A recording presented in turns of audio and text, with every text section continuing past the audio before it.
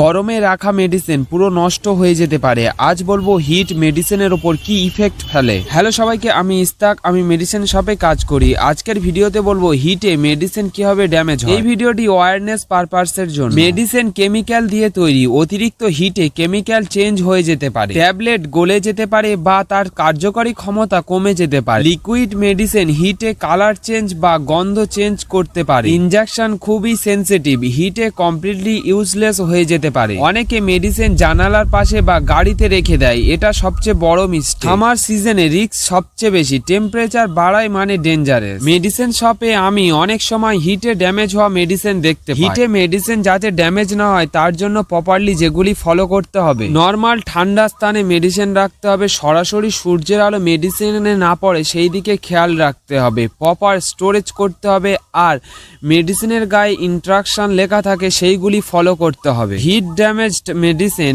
Use করলে benefit না হয়ে ক্ষতি হতে পারে। বেশি তাপমাত্রায় মেডিসিন সবসময় ড্যামেজ হয়ে যায়, সো অলওয়েজ স্টোর প্রপারলি। ভিডিওটি ইনফরমেটিভ লাগলে লাইক, কমেন্ট আর সাবস্ক্রাইব করুন।